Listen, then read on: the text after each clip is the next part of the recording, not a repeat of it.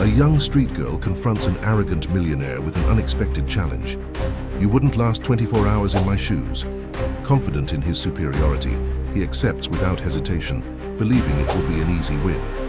This simple challenge throws the man into shocking situations he never could have imagined. Alexander Morrison stepped out of his gleaming glass and steel skyscraper, his Italian leather shoes clicking against the polished marble steps. The morning sun reflected off the building's facade, casting a golden glow that seemed to follow him like a spotlight. Appropriate for a man who had built a technology empire worth billions. His tailored suit, perfectly pressed and worth more than most people's monthly salary, was an armor of success he wore with practiced ease. He was running late for a board meeting, something that rarely happened in his meticulously scheduled life. The quarterly numbers were exceptional, and he was eager to see the impressed looks on his shareholders' faces. The past year had been particularly successful, with 3 major acquisitions and a stock price that had doubled. Alexander had personally overseen each deal, cementing his reputation as one of the most ruthless and effective CEOs in the industry. "Excuse me, mister." A small voice cut through his thoughts. Alexander almost stumbled, startled by the unexpected interruption. Looking down, he found himself staring into a pair of remarkable green eyes. They belonged to a little girl, no more than 7 years old, wearing clothes that had clearly seen better days. Her dark hair was tied back in a messy ponytail, and despite her worn appearance, she stood with a dignity that seemed far beyond her years. "I don't have any change," he said automatically, already reaching for his phone to check his messages. The girl didn't move. "I don't want your money," she said, her voice carrying a strength that made Alexander pause. "I want to make you an offer." A laugh escaped his lips before he could stop it. "An offer?" "Listen, kid, I'm running late for—" "You wouldn't last 24 hours in my shoes," she interrupted, crossing her arms. "Not you, with your fancy suit and shiny shoes." Alexander's eyebrow arched. If there was one thing that could get his attention, it was a challenge to his capabilities. He had built his empire from the ground up, or so he liked to tell himself, conveniently forgetting the private school education and trust fund that had given him his start. "Is that so?" he said, fully turning to face her now. "And what makes you think that?" "Because you don't know what it's like," she replied simply. "You think everything can be solved with money or power. But out here," she gestured to the street around them, "none of that matters." Something about her confidence, her fearlessness in confronting him, sparked his competitive nature. 24 hours, you say?" He checked his watch, 9:15 a.m. "And what exactly would this challenge entail?" The girl's expression remained serious. "You give up everything, no phone, no money, no credit cards, just the clothes you're wearing. You follow my rules, do what I do, live how I live, for 24 hours. And if I succeed, then you prove me wrong," she shrugged. "But you won't." Alexander's assistant chose that moment to hurry down the steps. "Sir, the board is waiting." He held up his hand, silencing her. His mind was already racing with possibilities. This could be interesting, perhaps even useful. A publicity stunt, a way to show his human side to the press. He could already imagine the headlines, "Tech billionaire lives on streets to understand poverty." "Clara," he addressed his assistant, "clear my schedule for the next 24 hours. All of it."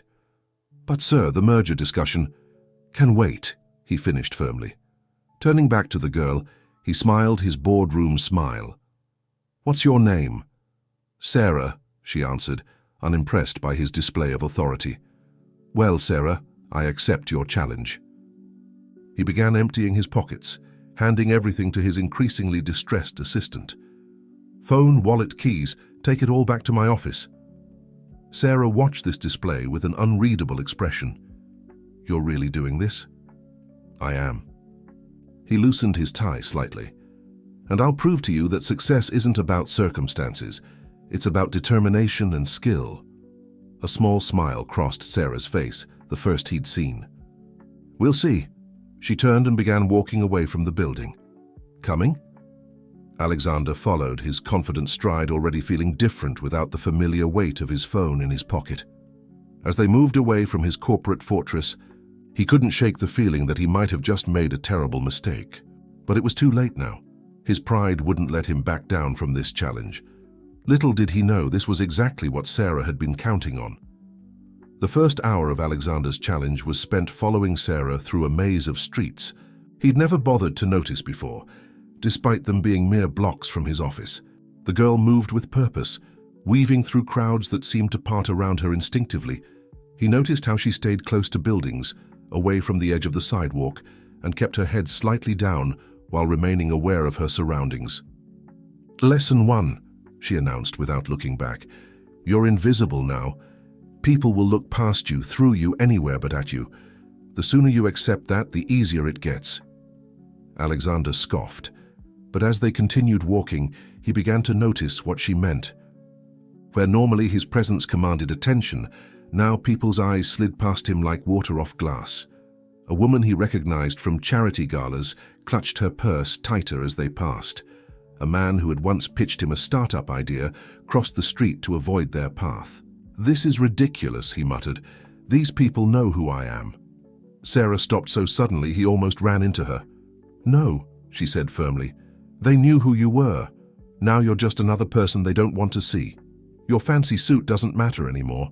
It's already getting wrinkled and dirty. In a few hours you'll look like everyone else out here." She led him to a small park he'd driven past countless times, but never really seen. Hidden behind overgrown bushes was a worn wooden bench, partially sheltered by a large oak tree. Sarah sat down, patting the space next to her. "Lesson 2, finding safe places to rest. You can't just walk into a cafe or restaurant anymore. They'll throw you out before you reach the counter." "That's illegal," Alexander protested. "They can't discriminate." "They do it anyway," Sarah cut him off. "Rules are different for people like us. Speaking of which," she reached into a hidden pocket in her jacket and pulled out a crumpled piece of paper. "These are your tasks for the day." Alexander took the paper, surprised by how steady her handwriting was. The list was simple but daunting. 1. Find food without spending money. 2. Help 3 people without expecting anything in return. 3. Find a safe place to sleep. 4. Make enough money for tomorrow's breakfast. 5. Keep your shoes. "Keep my shoes?" he questioned, looking at his expensive footwear. Sarah nodded gravely. "Good shoes are valuable out here. People will try to take them, especially at night. Some will ask nicely, others won't ask at all." The reality of his situation began to sink in. Without his phone, he couldn't call for help or look up resources. Without money, he couldn't solve problems the way he was used to. And without his status, he was just another face in the crowd, and not the kind of face people wanted to see. "The company cafeteria is just a few blocks away," he said, already planning. "The staff knows me. I can explain the situation." "No," Sarah interrupted. "No one you know, no places you've been before. That's cheating." "This is absurd," he snapped, his frustration finally breaking through.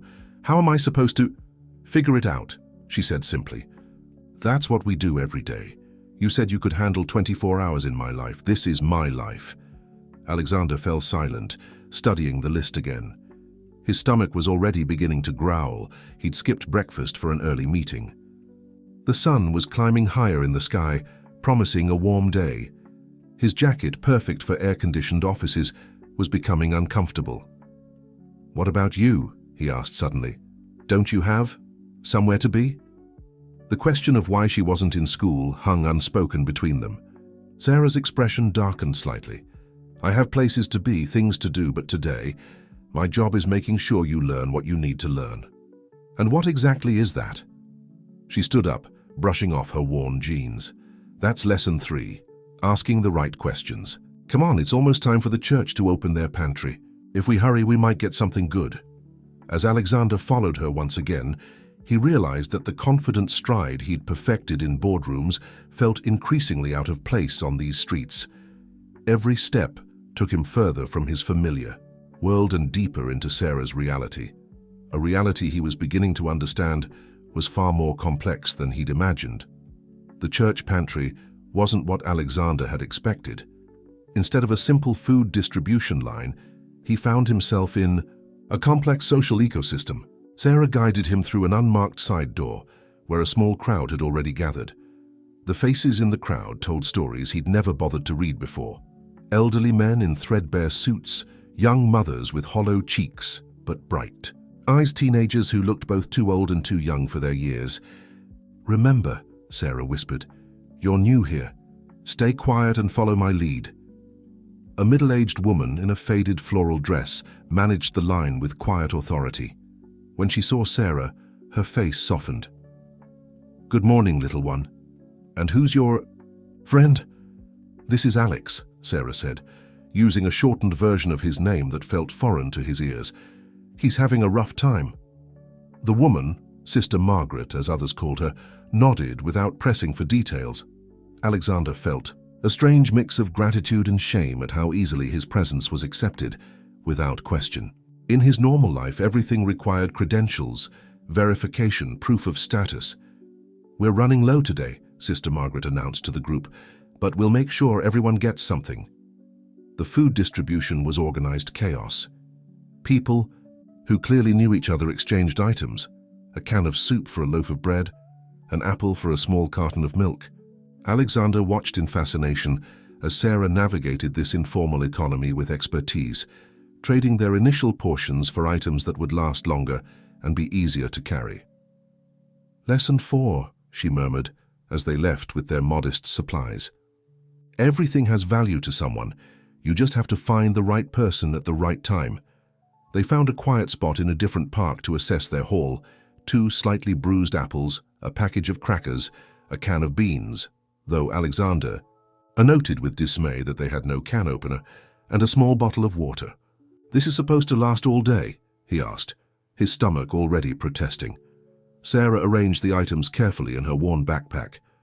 "If we're careful, there's a community kitchen that serves dinner at 6, but it's across town. We need to save energy to walk there." The mention of walking made Alexander suddenly aware of his feet. His expensive shoes, designed for carpeted offices and short walks to waiting cars, were already beginning to pinch. "Couldn't we take a bus?" "With what money?" Sarah raised an eyebrow. "Besides, you still need to complete the tasks on your list, especially number 2, helping 3 people." Alexander pulled out the crumpled list again. In his world, helping people usually meant writing checks or making strategic introductions. Here he had nothing to offer except himself. As if reading his thoughts, Sarah pointed to an elderly man struggling with a cart full of recycling. "There's your first opportunity." Alexander hesitated. In his regular life, he would have walked past without a second glance. But now, watching the man's slow progress, he felt something shift inside him. Without a word, he stood and approached the cart. "May I help you with that, sir?" The man looked up, surprise and suspicion warring on his weathered face. After a long moment, he nodded. "Much obliged, young man. I'm headed to the recycling center 3 blocks down."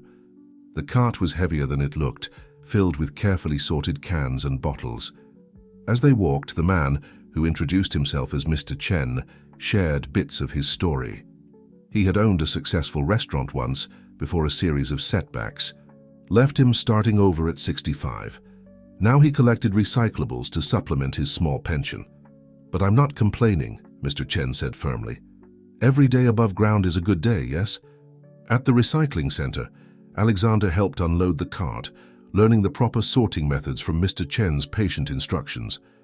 The total payout was $13.75, an amount Alexander would have once spent on a single coffee without thought, but which Mr. Chen received with quiet dignity. To Alexander's surprise, Mr. Chen pressed $2 into his hand. "For your help, no arguments, everyone needs to eat." The gesture struck Alexander speechless. He tried to refuse, but Mr. Chen was insistent. "Pass it forward when you can. That's how we survive out. Here." Walking back to where Sarah waited, Alexander felt the $2 burning in his pocket. It was the first money he'd earned through physical labor in decades, and somehow it felt different from the millions he made through business deals and market speculation. Sarah nodded approvingly when he returned. "You're learning." But that was the easy one. Real helping isn't always about physical strength. As if on cue, they heard sniffling coming from behind a nearby tree. A young boy, maybe 10 years old, sat hunched over what appeared to be a broken toy robot. Alexander looked at Sarah, who merely shrugged. This would be his test to handle on his own. The broken robot in the boy's hands was a model Alexander recognized instantly. It was one of his company's products, a basic educational toy designed to teach simple coding concepts. Retail price, $79.99. He'd approved the design himself, proud of creating something affordable for middle-class families. Now looking at the tears in the boy's eyes, that price tag seemed astronomical. "Can I take a look?" Alexander asked gently, crouching down beside the boy. The child, Tommy, he learned, had found the robot in a dumpster behind an electronics store. He'd managed to get it working briefly before it stopped again. Alexander examined the toy carefully. Without tools or his phone's diagnostic apps, he had to rely on pure knowledge of the product. It was humbling to realize how much he'd forgotten about the actual mechanics of his own company's creations. "Here's the problem," he said finally, pointing to a loose connection. "The power circuit is interrupted. If we had something thin and metallic." Sarah appeared beside them, wordlessly offering a bobby pin from her hair. Alexander worked carefully, straightening the pin and using it to bridge the faulty connection. After a few tense moments, the robot's eyes lit up, and it emitted its trademark startup chime. Tommy's face transformed with joy. "You fixed it! How did you know how to do that?" Alexander hesitated, but Sarah jumped in. Alex used to work with electronics. It wasn't a lie, but the simplification of his true identity made him uncomfortable in a way he couldn't quite explain. As Tommy played with his restored toy, Alexander noticed a familiar logo on his worn t-shirt. Morrison Tech's annual coding camp for underprivileged youth. The program had been his wife Elena's idea, though he'd always seen it as more of a PR exercise than a genuine initiative. "Did you attend the coding camp?" he asked carefully. Tommy's expression fell slightly. "I wanted to. My teacher recommended me, but—" He trailed off, embarrassed. "The registration website wouldn't work on my mom's old phone, and when we tried to call, nobody ever called back." Alexander felt his chest tighten. He'd recently approved budget cuts to the program's support staff, reasoning that most people preferred online registration anyway. How many other children had been unintentionally excluded by decisions he'd made without understanding their real-world impact? Their conversation was interrupted by a commotion near the park entrance. A group of suits was approaching, led by someone Alexander recognized immediately, James Porter, his CFO and trusted right-hand man for the past 5 years. "Quick," Sarah hissed, pulling him behind a large bush. They watched as James and his entourage entered an upscale cafe across the street. "Friend of yours?" Sarah asked quietly, though something in her tone suggested she already knew the answer. "He works for me," Alexander admitted, watching through the cafe window as James engaged in what appeared to be an intense discussion with 2 men he didn't recognize. "But he shouldn't be here. He's supposed to be in a board meeting, right now." "The one you skipped?" Alexander nodded, a nagging sense of unease growing in his stomach. James had been pushing for more aggressive cost-cutting measures lately, targeting what he called non-essential programs, including Elena's beloved community initiatives. Through the window, he saw James hand something to one of the men, a thick envelope that disappeared quickly into a briefcase. The exchange reminded him of countless business deals he'd witnessed, but something about this one felt different, wrong. "We should go," Sarah said firmly. "You still have 2 more people to help today, and we need to figure out dinner." Alexander reluctantly turned away from the cafe, his mind racing.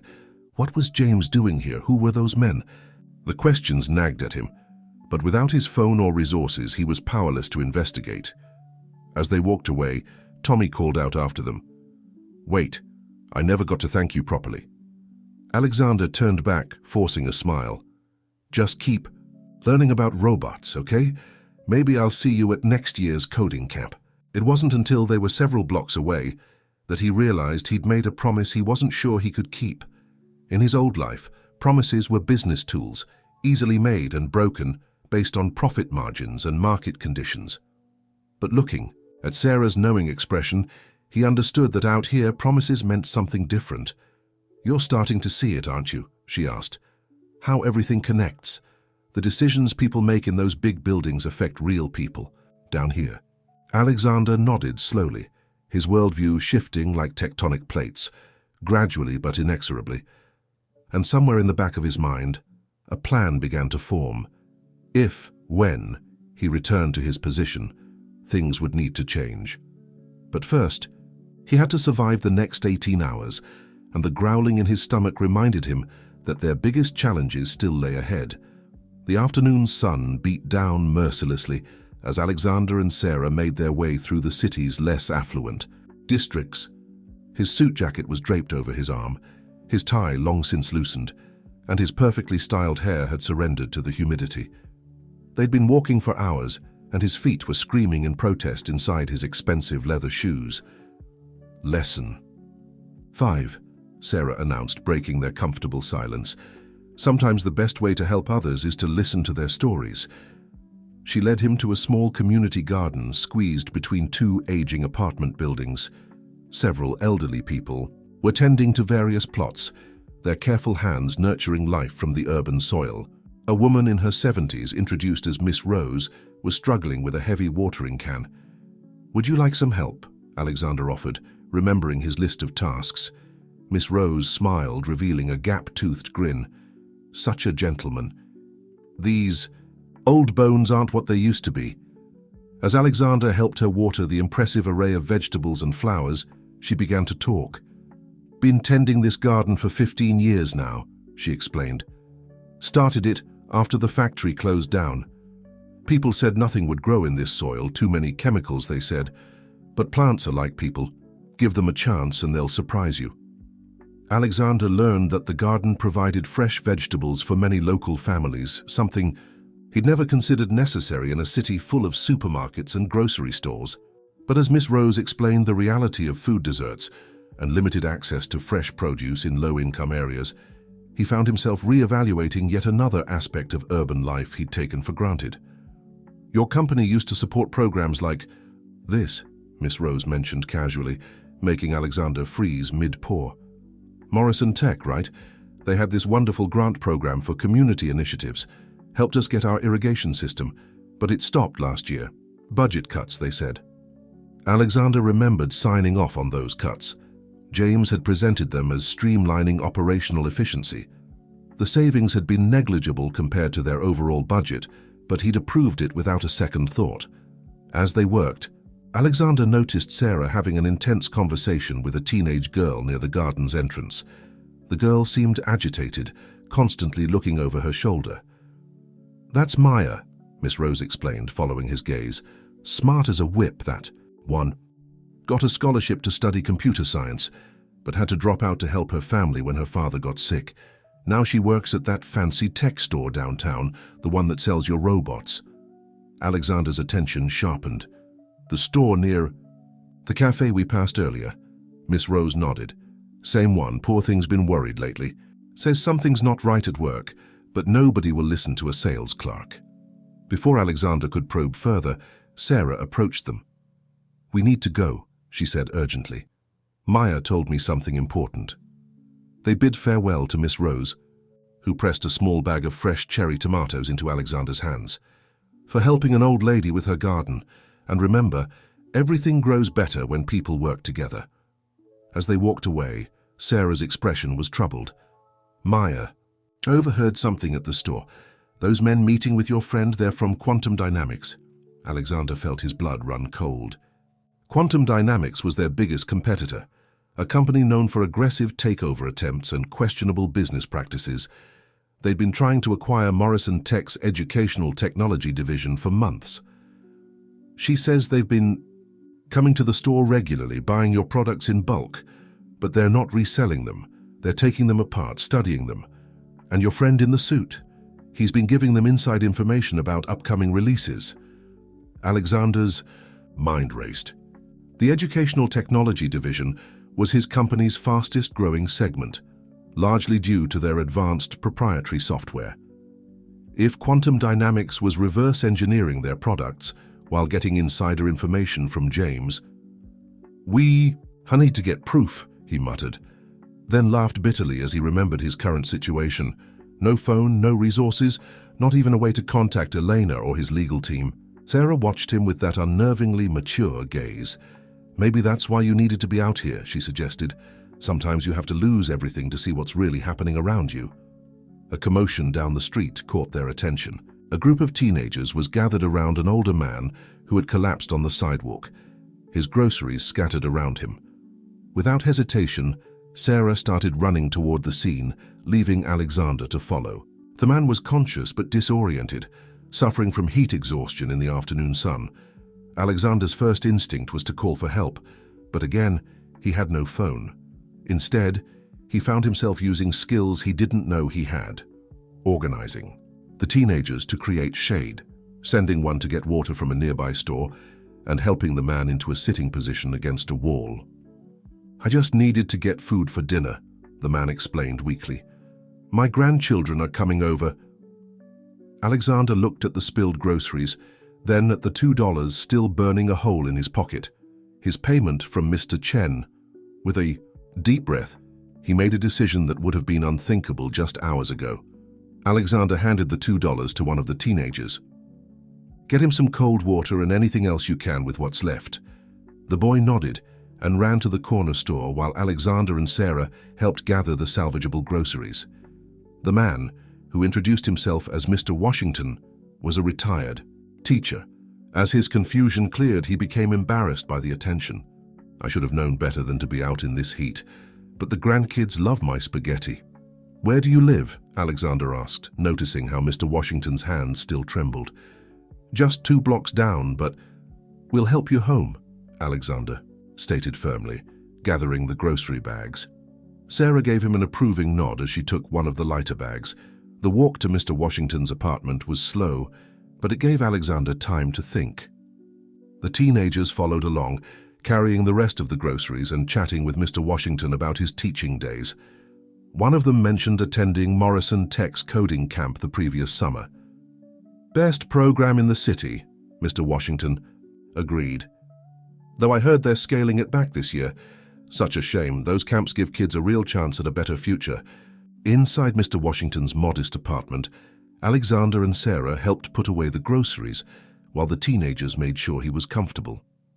As they worked, Alexander noticed a familiar envelope on the kitchen counter, the same type he'd seen James hand over at the cafe. "Mind if I ask where you got that?" he asked casually, pointing to the envelope.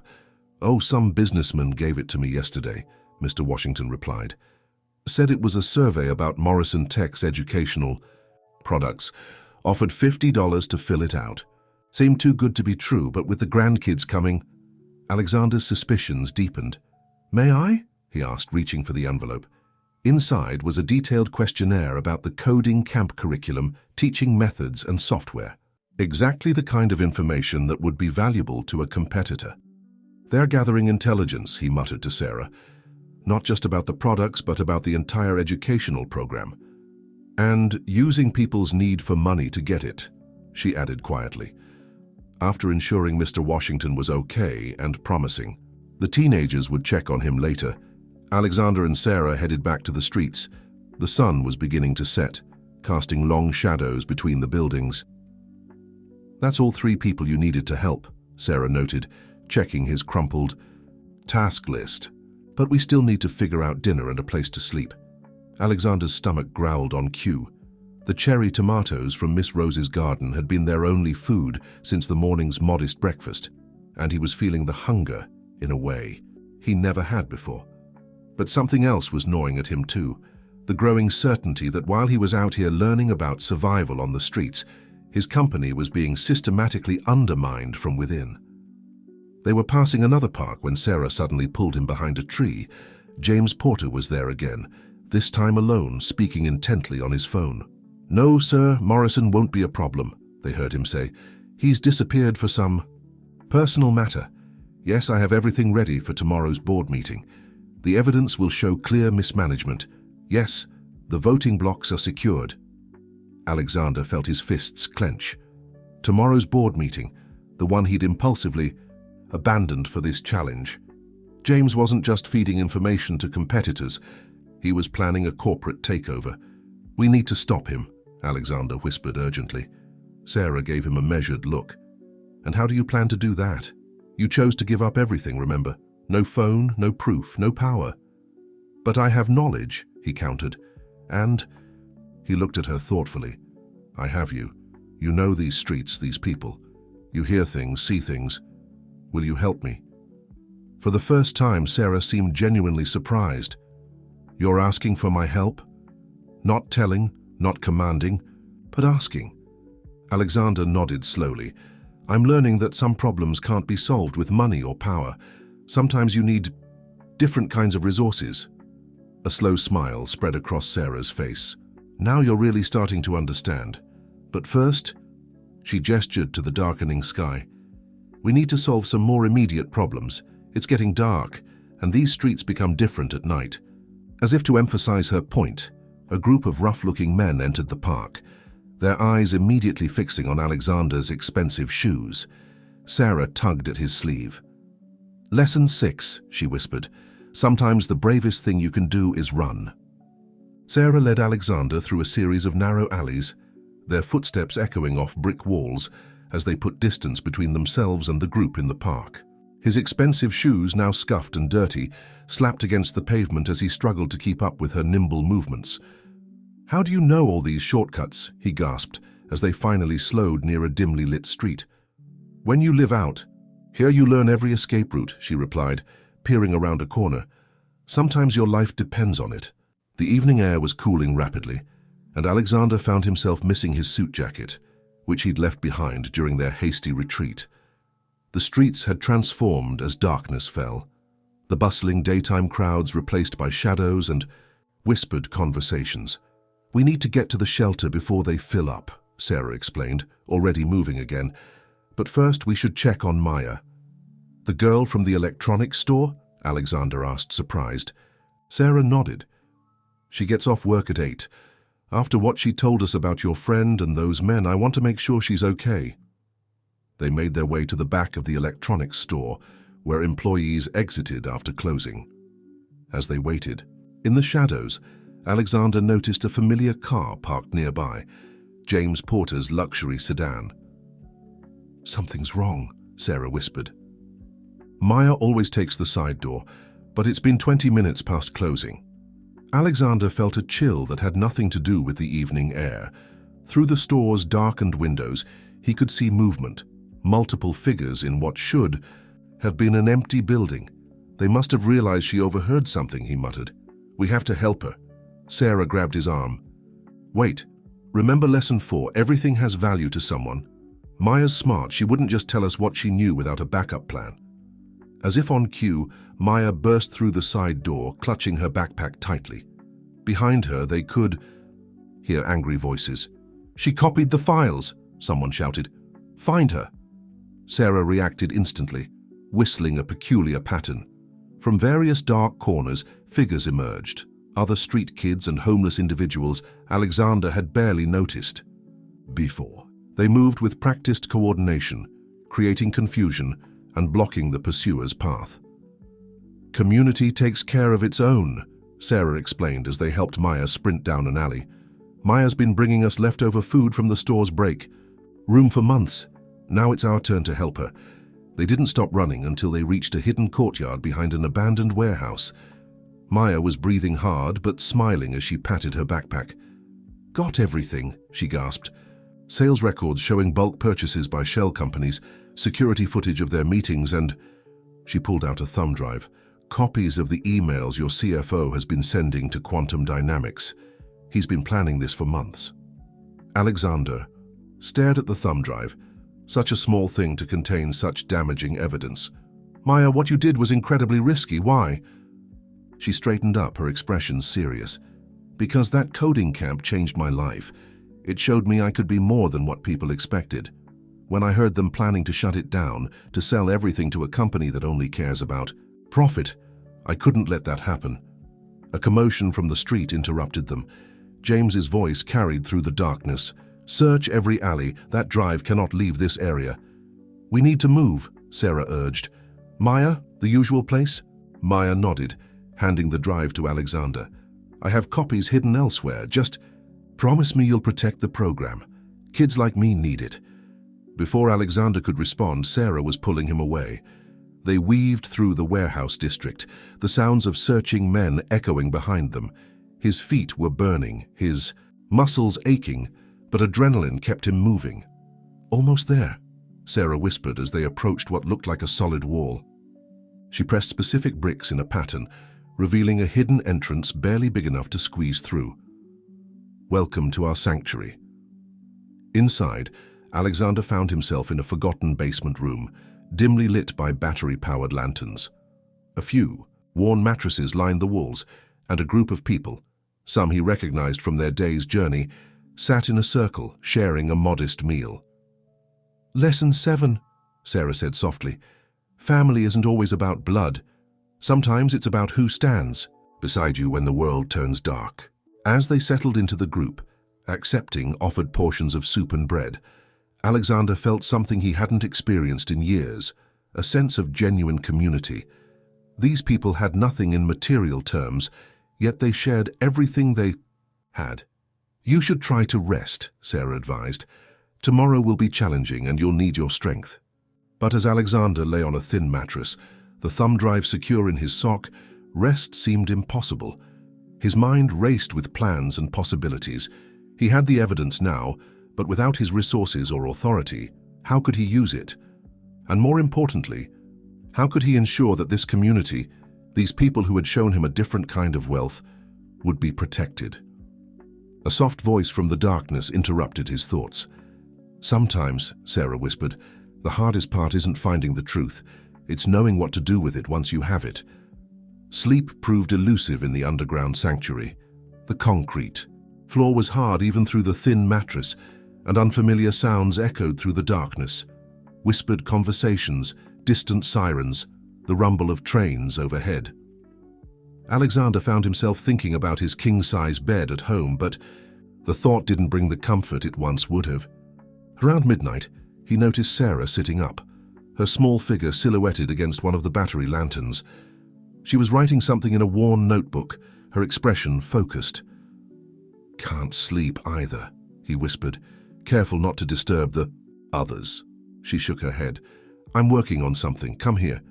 Alexander carefully made his way over, mindful of the sleeping forms around them. In the dim light, he could see that Sarah's notebook was filled with detailed maps and notes about the city's streets and buildings.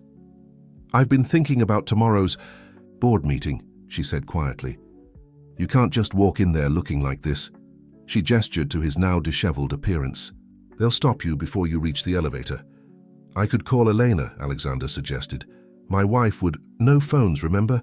Besides, they're probably watching your house. James isn't stupid. He'll have people monitoring anyone who could help you." Alexander ran a hand through his unkempt hair, frustration building. "Then what do you suggest?" Sarah's eyes glinted in the lantern light. "We use what we have.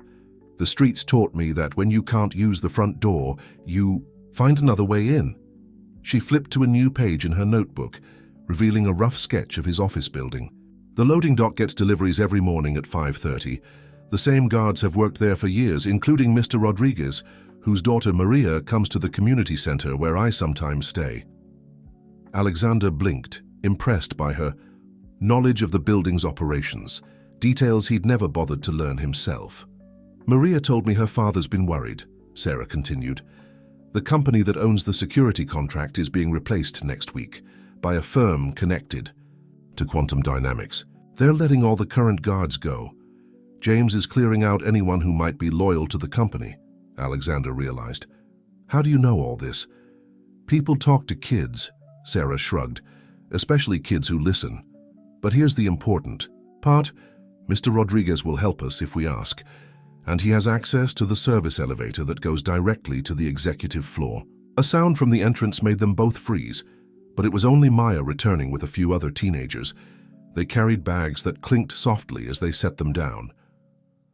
"Found some clothes," Maya whispered, joining them. "And better shoes. Can't have you walking into a board meeting in those destroyed ones." Alexander looked at his once pristine leather shoes, now scuffed beyond recognition. "You didn't steal them?" "No." Maya smiled. "Called in some favors at the store. Amazing how many perfectly good returns end up in the dumpster because of policy. As they sorted through the salvaged clothes, Sarah continued outlining her plan. The board meeting is at 9, but James will arrive by 7 to prepare. We need to get there first and set everything up. Set what up? Alexander asked. Maya pulled out her phone, a basic model but functional. Those security cameras I accessed, they work both ways. We can broadcast the footage directly to the boardroom screens. Let everyone see exactly what kind of deals have been happening in their company. A soft laugh from nearby made them turn. An elderly man Alexander recognized from the church pantry was awake and listening. You know what your problem was, the man said quietly. How you built those big glass towers so you could look down on the city, but you never looked at what was happening at street level. Now you're learning to look up from below and you're seeing everything differently. Alexander felt the truth of those words deeply. In less than 24 hours, his perspective had shifted so dramatically it was dizzying.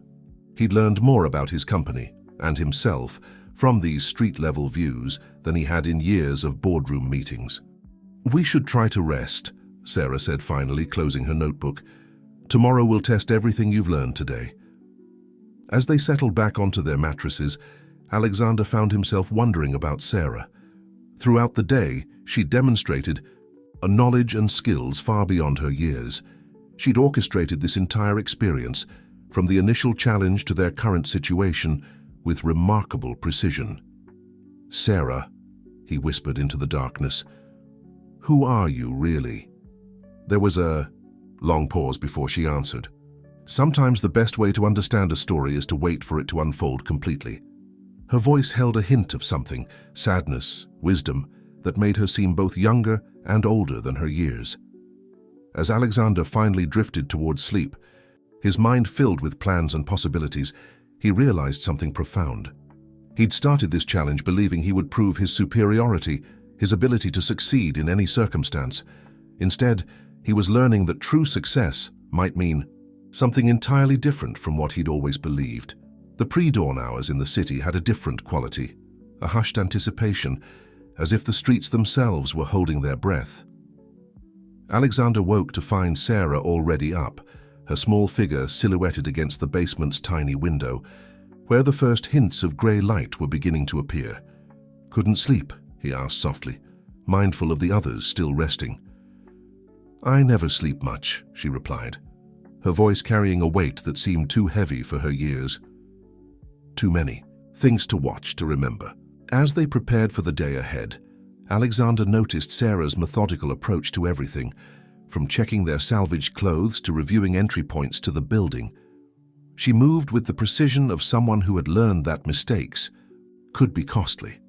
You remind me of someone, he said suddenly, watching her double-check the timing of the delivery trucks. My wife, Elena. She has that same attention to detail, that same way of seeing connections others miss. Sarah paused in her preparations, something flickering across her face. Tell me about her. Elena? She's... Alexander found himself smiling, despite the tension of the moment. She's the heart of everything good in the company. The community programs, the educational initiatives, they were all her ideas. I just signed the checks. And how did she feel when those programs started getting cut? The question hit Alexander like a physical blow. He remembered Elena's passionate arguments against the budget cuts, her insistence that the company had a responsibility to the community. He dismissed her concerns, convinced by James's presentations about shareholder value and market efficiency. I stopped listening to her, he admitted quietly. I thought I knew better. Maya appeared beside them, carrying coffee in paper cups, a luxury she'd managed to secure through her network of friends. Security shift change happens in 20 minutes, she reported. Mr. Rodriguez is ready for us. As they gathered their materials and prepared to move, Alexander noticed Sarah hanging back, checking her notebook one final time. The morning light caught her face at an angle, and for a moment, he saw something hauntingly familiar in her features. Sarah, he began slowly, how did you know so much about my company, about Elena's programs? Before she could answer, Maya's urgent whisper cut through the dim light. Movement upstairs, we need to go now.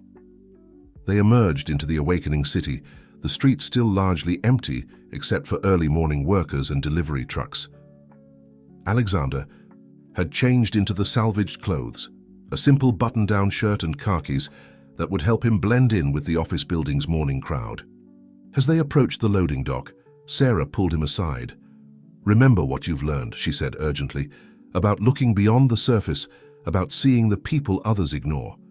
Whatever happens in that boardroom, remember that real change doesn't happen in glass towers. It happens down here on the streets, one person at a time." Alexander studied her face in the growing light. "You still haven't told me who you really are." A small, sad smile crossed her face. "Maybe you already do, or maybe you're starting to remember something you forgot a long time ago." Before he could press further, Maya signaled from the loading dock. Mr. Rodriguez was waiting, his security uniform crisp despite the early hour, his expression a mix of concern and determination. "Maria told me what's happening," he said quietly. 20 years I've worked here, watching people come and go. Some notice us, say good morning, learn our names. Others look right through us, like we're just part of the furniture." He gave Alexander a meaningful look. "Lately, there's been more of the second kind." As they followed Mr. Rodriguez through the service entrance, Alexander felt the weight of the thumb drive in his pocket. But something else weighed on him even more heavily. The growing certainty that Sarah's challenge had never been just about surviving on the streets. There was something deeper at work here, something he was just beginning to understand. 10 minutes until the early staff starts arriving, Maya whispered, checking her phone. "We need to get to the executive floor and set up before James arrives." Sarah touched Alexander's arm. "Remember, you're not alone in this fight. Look around the boardroom carefully when you get there. Really look at the people you've been ignoring. You might be surprised by who's ready to stand with you." As they entered the service elevator, Alexander caught his reflection in the metal doors. A man transformed not just in appearance, but in perspective. The past 24 hours had stripped away more than his expensive suit and corporate armor. They'd peeled back layers of assumptions and privilege he hadn't even realized he carried. The elevator began its ascent, each floor bringing them closer to the confrontation ahead. But even as they rose toward the executive level, Alexander's mind kept returning to Sarah's words, and to the growing suspicion about who she really was, a truth that seemed to hover just at the edge of his consciousness, waiting to be recognized. The executive floor was eerily quiet as they emerged from the service elevator. Dawn's light filtered through the floor-to-ceiling windows, casting long shadows across the empty corridors. Maya immediately went to work on the conference room's AV system, while Mr. Rodriguez kept watch at the security desk. Alexander found himself drawn to his office, its familiar glass walls now seeming strangely foreign. Sarah followed him silently. As he entered the space he'd occupied for the past decade, "Your wife's photo isn't here," Sarah observed, scanning the pristine desk. Alexander paused, realizing she was right. The surface held awards, business magazines with his face on the cover, but no personal touches. Even the wall of photographs showed only corporate events and business achievements. "Elena used to visit me here," he said slowly, memories surfacing. "She'd bring lunch, try to get me to take breaks, but eventually she stopped coming." "When did you stop seeing what was important?" Sarah's question was gentle but pointed. Before he could answer, Maya appeared in the doorway. "Everything's ready, but we have another problem. James isn't coming alone. There's a car from Quantum Dynamics already parked outside." Alexander moved to the window, confirming Maya's report. A sleek black car idled near the building's entrance, its tinted windows concealing its occupants. "They're moving faster than we thought," Sarah said, her young face creased with concern. "They must know something's wrong." Just then, Mr. Rodriguez's voice came through Maya's phone. "Mr. Porter's here, with 3 others." They quickly moved to their positions, Sarah and Maya hiding in the adjacent office, while Alexander took his place in the conference room. Through the glass walls, he could see the elevator doors open, revealing James Porter and his entourage. James stopped short when he saw Alexander, his confident stride faltering for just a moment. "Alex, what are you? You look different," Alexander supplied, noting how James's hand tightened on his briefcase.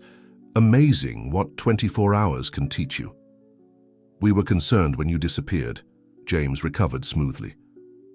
The board meeting will proceed as scheduled, Alexander interrupted, though perhaps with a slightly different agenda than you planned. The others with James, two men Alexander recognized as quantum dynamics executives and their legal counsel, exchanged worried glances. James forced a laugh. Alex, you're clearly not yourself. Why don't we discuss this privately? No more private discussions, Alexander stated firmly. No more backroom deals. Everything comes out in the open today. James's facade cracked slightly. You don't understand what you're doing. The deal with quantum dynamics is complex, is it? Alexander moved to the conference room screen, where Maya had queued up the security footage. As complex as secretly meeting their representatives for months? As complex as gathering intelligence through fake customer surveys? As complex as planning to dismantle programs that help thousands of people? The color drained from James's face. How did you... The elevator chimed again, and Elena Morrison stepped out, her presence commanding immediate attention. She showed no surprise at Alexander's transformed appearance, but her eyes narrowed at the sight of the quantum dynamics executives. I believe, she said calmly, we should all take our seats. The board will be arriving soon and we have much to discuss.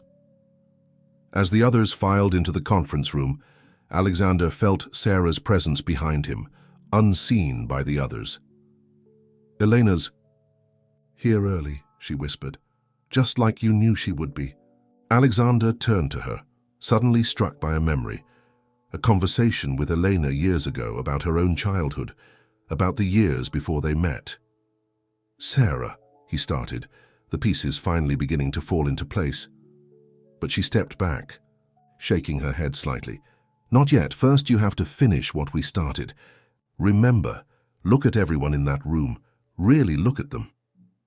As board members began arriving, Alexander did just that. He saw Mr. Rodriguez standing proudly at his post, no longer invisible. He saw Maya quietly monitoring the AV system, her intelligence and determination shining through. And he saw Elena, her expression holding both challenge and hope. The stage was set for confrontation, but Alexander realized this was about more than just stopping a corporate takeover. This was about seeing, truly seeing the impact of his choices, both past and present, and somehow the small figure watching from the shadows was key to understanding it all. James cleared his throat, calling the meeting to order. Before we begin, I think we need to address Mr. Morrison's unusual behavior. Yes, Alexander agreed, his voice steady.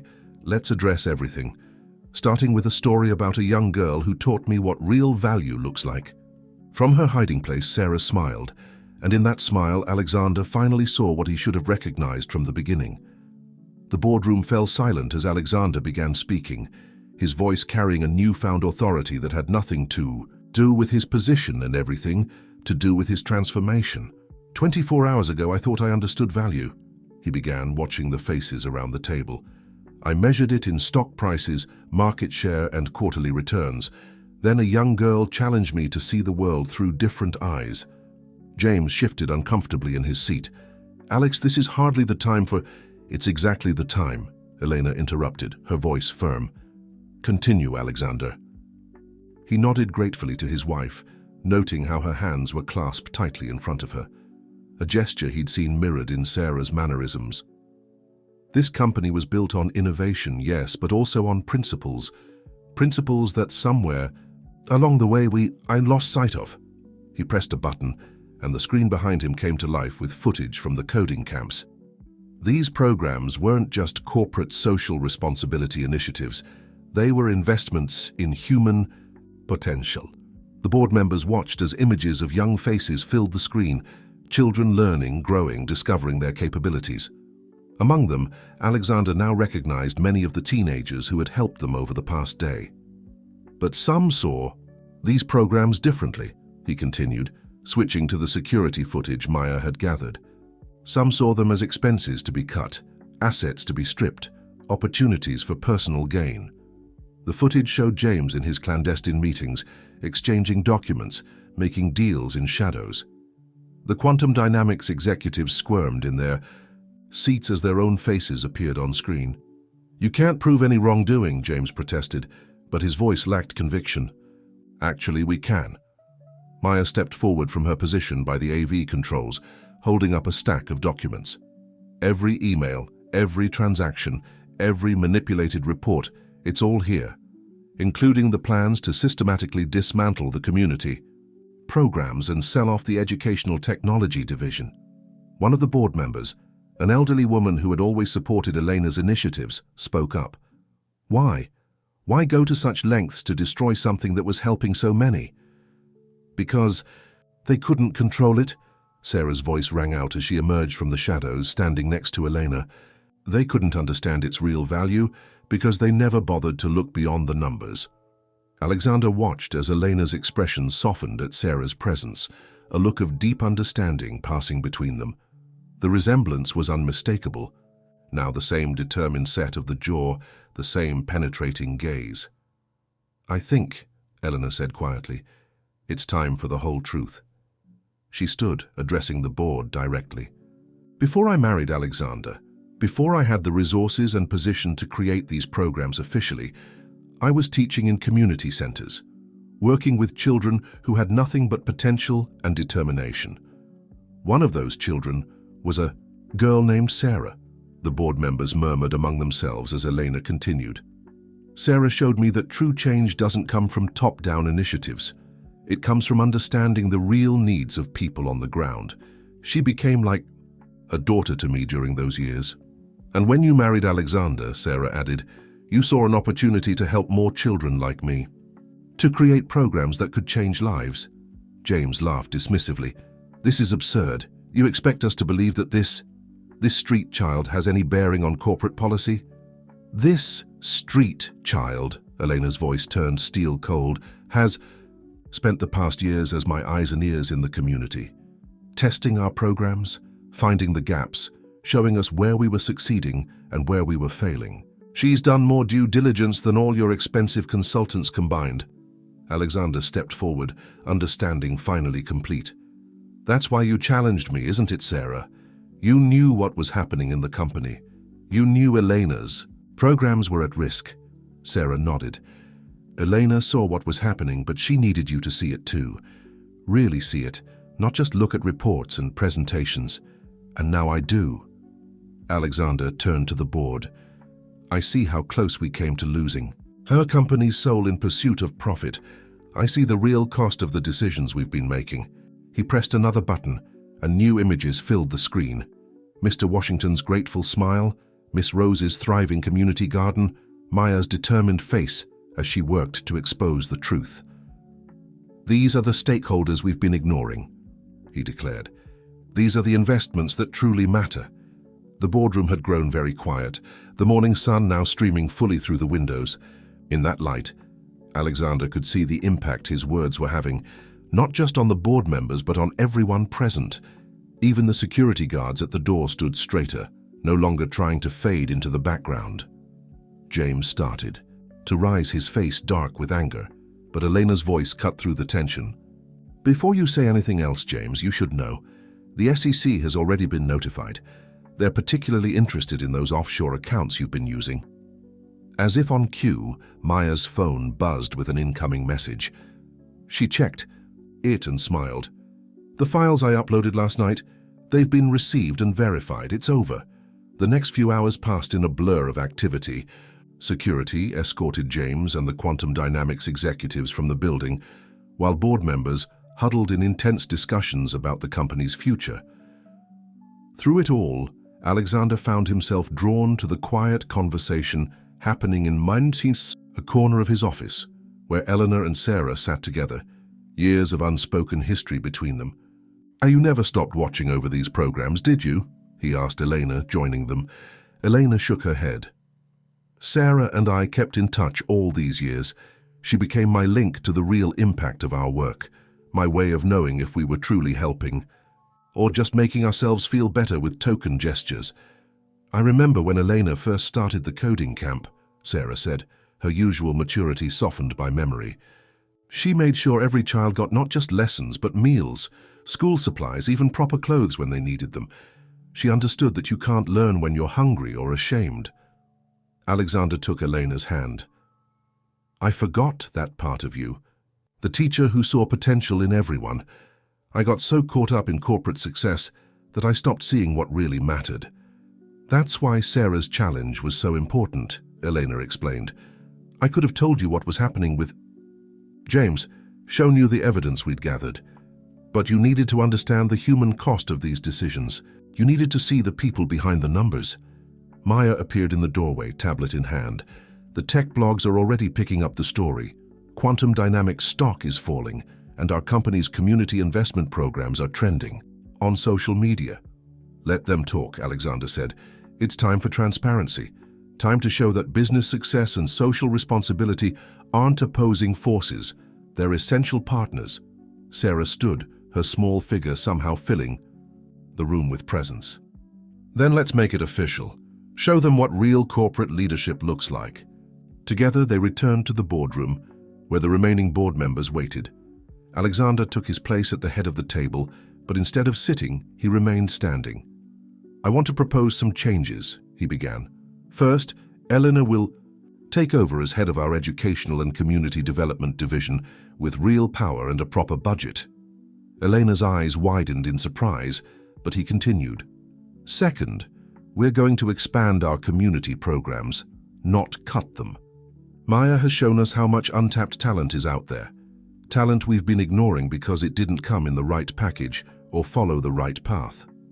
The board members murmured, but Alexander noticed more nods of approval than frowns, of concern. And finally, he looked at Sarah, we're creating a new position, Community Impact Officer. We need someone who can be our eyes and ears on the ground, who understands both the corporate world and the street-level reality. I'm only 7, Sarah reminded him with a small smile. Then we'll create a council, Elena suggested. Made up of the people who really know what our communities need. Sarah, would you help us build it? The board meeting continued, but with a different energy than any before it. Instead of just reviewing numbers and market projections, they talked about people. About Mr. Washington and his grandchildren, about Miss Rose's community garden, about the teenagers who helped protect Maya. Later, as the sun reached its zenith, Alexander found himself back on the street where his journey had begun. The same crowds rushed past, the same traffic hummed, but everything looked different now. 24 hours, Sarah mused beside him. Did you learn what you needed? 2?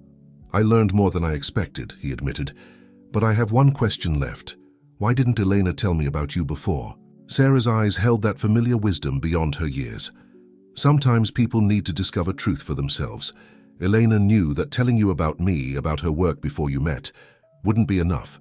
You had to experience it. You had to feel what it means to be invisible, to understand why these programs matter so much. Elena joined them, carrying a familiar, worn backpack. Ready for lunch? I thought we could try that community kitchen you mentioned, the one that serves dinner at 6. Maybe we could help them prepare the meals this time. Alexander looked at his watch. His 24 hours were technically over, but somehow that didn't seem to matter anymore.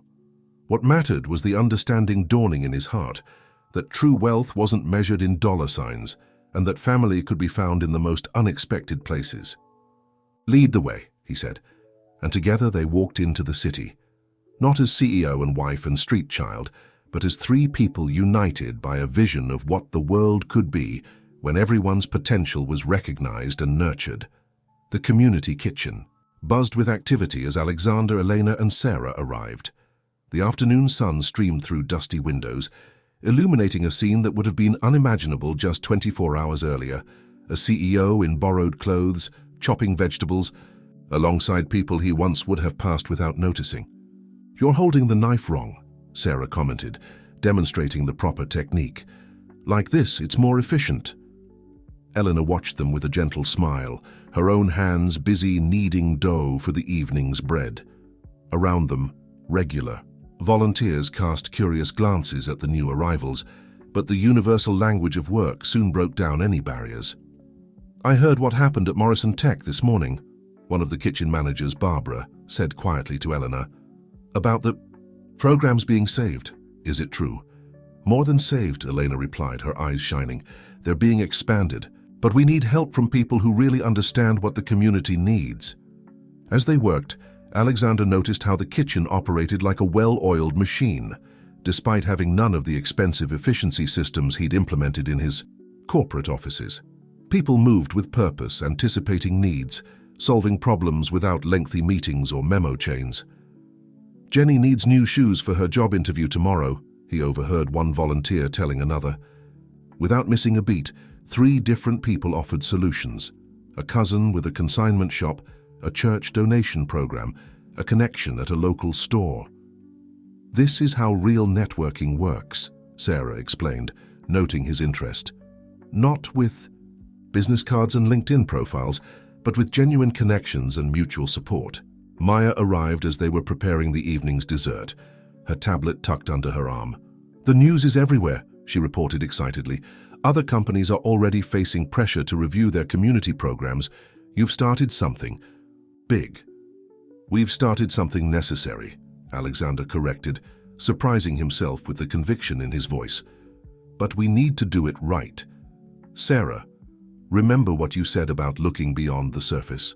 Sarah nodded, carefully arranging day-old pastries donated by local bakeries into something that looked almost gourmet. I want to challenge every executive in our company to do what I did, Alexander continued. Not necessarily 24 hours on the streets, but real immersion in the communities we serve. No shortcuts, no photo ops, just genuine understanding. They won't all agree, Elena cautioned. Then they can find somewhere else to work, Alexander replied firmly. We're rewriting the company's mission today, and it starts with authentic connection. As if to emphasize his point, Mr. Washington appeared at the kitchen's back door, his grandchildren in tow. The elderly man stopped short at the sight of Alexander in an apron, then broke into a warm smile. I hear you've had quite a day, he said, helping his grandchildren carry in bags of groceries, his contribution to the community that had helped him. Thanks to you and everyone else who helped me learn, Alexander replied. He turned to the children, who were eyeing the dessert preparation with interest. Would you like to help? We could use some expert taste testers. As the children eagerly joined the work, Alexander noticed Sarah watching the scene with satisfaction. She'd been right about everything. The importance of looking beyond appearances, the strength found in community, the real meaning of value. The afternoon progressed and the kitchen filled with more people, Miss Rose bringing vegetables from her garden, Maya's co-workers from the electronics store, even Mr. Rodriguez stopping by after his shift. Each person brought something to share: food, skills, stories, hope. This is what we need to protect, Eleanor said softly, watching the natural flow of community in action. Not just the programs and the funding, but this spirit of connection. Alexander nodded, understanding finally complete. His company had been measuring success through stock prices and market share, but the real metrics were here, in the strength of relationships, in the dignity of mutual support, in the power of genuine community. We need to document this, he said suddenly. Not for publicity, but for understanding. Maya, could you help us create a real record of how these communities work? Not just statistics, but stories. Maya's eyes lit up. Like a living database of community knowledge, something that could help other companies understand what real social responsibility looks like. Exactly. And Sarah, he turned to the young girl who had started it all, would you be willing to help guide this? To be our conscience and our compass? Sarah shared a look with Elena before responding. On one condition, she said, her voice carrying that familiar blend of youth and wisdom. That you remember what it felt like to be invisible, and that you never let anyone in the company forget it either. As the evening crowd began to arrive for dinner, Alexander looked around the kitchen, at the mix of people from all walks, of life working together, at the simple dignity of service, at the wealth of human connection that no quarterly report could ever capture. He realized that his 24-hour challenge hadn't just changed his perspective, it had given him a new mission. 1 week after the boardroom confrontation, Morrison Tech's lobby had transformed. The stark, minimalist space now featured a wall of photographs, not of corporate achievements but of community stories. Mr. Washington teaching coding to his grandchildren, Miss Rose's garden hosting a neighborhood science class, Maya leading a workshop on technology repair for local teenagers. "It's different here now," Mr. Rodriguez commented from his security post, watching employees pause to read the stories beneath each photo. People actually stop and talk to each other. The changes went beyond superficial improvements. Elena's new division had taken over an entire floor, its glass walls covered with maps of community initiatives and timelines for program expansion. Sarah had her own small office, though she rarely used it, preferring to spend time in the field. "The coding camp registrations have tripled," Maya reported during their morning meeting. She'd been promoted to head of community outreach, her street-level knowledge proving invaluable. "And this time, we're making sure everyone can access the registration system." Alexander, dressed more simply now but carrying himself with new confidence, reviewed the reports. "What about the mobile registration units?" "Running ahead of schedule," Sarah chimed in. She'd insisted on attending all executive meetings, her presence a constant reminder of their mission. "We've converted 3 vans into mobile tech centers. They're reaching people who never could have made it to our official locations." Eleanor smiled, watching the interaction. The past week had seen more positive changes than the previous year combined. The company's stock had initially dipped when the story broke, but had rebounded strongly as investors recognized the value of authentics. "Community engagement. The other tech companies are watching," she noted. "2 CEOs have already called asking about our community impact program." "Let them watch," Alexander replied. "Better yet, let them learn." "Sarah, would you be willing to meet with them? Show them what real community investment looks like?" Sarah shared a knowing look with Elena. "Only if they're ready to really see. No shortcuts, no easy answers." The meeting was interrupted by a commotion outside. Through the glass walls, they could see a group of teenagers being escorted through security, former coding camp students, now part of their new peer mentoring program. "Mr. Washington's grandchildren are among them," Maya noted proudly. "They're helping design a new educational game for younger kids." Alexander watched the teens settle into their workspace, their energy and creativity immediately filling the space. A year ago, security would have watched them suspiciously. Now Mr. Rodriguez greeted them by name, genuinely interested in their progress. "We need to think bigger," Sarah said suddenly, pulling out her worn notebook. "The community kitchen showed us something important, how different skills and resources can come together naturally. What if we applied that model to all our programs?" She outlined her vision, a network of community hubs where technology, education, and practical support could intersect. Places where coding classes could happen alongside job training, where community gardens could become outdoor classrooms, where dignity and opportunity grew together. "It's ambitious," Elena cautioned, but her eyes were bright with possibility. "It's necessary," Alexander countered.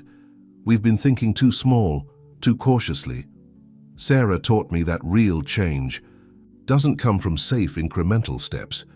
Maya was already mapping potential locations on her tablet. "We could start with the areas around our existing programs, build on the relationships we already have." The energy in the room was electric with possibility. This wasn't corporate philanthropy as usual.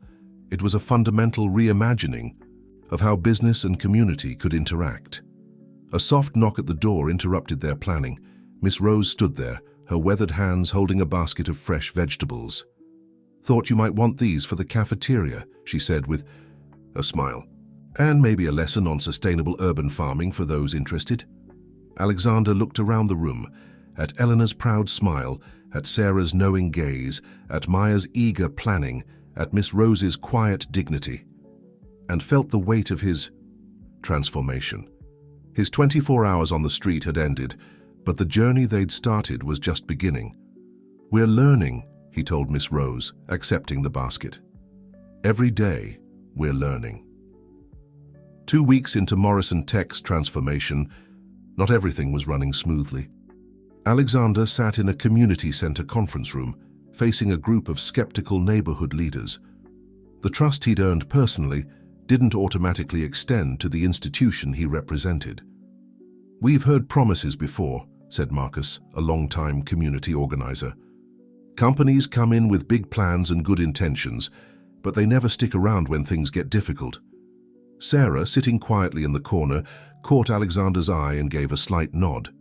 This was exactly why they needed these meetings, not to present polished corporate proposals, but to listen and learn. "You're right," Alexander acknowledged, surprising the group. "And that's why we're here today. Not to tell you what we're going to do, but to ask you what needs to be done. You know this community better than any consultant or market analysis ever could." Eleanor, who had been taking notes, added, "We want to build something sustainable. Something that belongs to the community, not to Morrison Tech." The atmosphere in the room shifted subtly. People who had been sitting back with crossed arms began leaning forward, sharing concerns and suggestions. The issues they raised weren't always what the corporate team had anticipated. "The coding camp is great," one woman said, "but what about the parents? While their kids are learning technology, they're struggling to find work. And transportation," another added. "You can offer all the programs you want, but if people can't get there reliably." Maya, who had been typing rapidly on her tablet, looked up. "What if we combined these needs? We could create parent resource centers at the coding camp locations, job training, resume workshops, basic computer skills.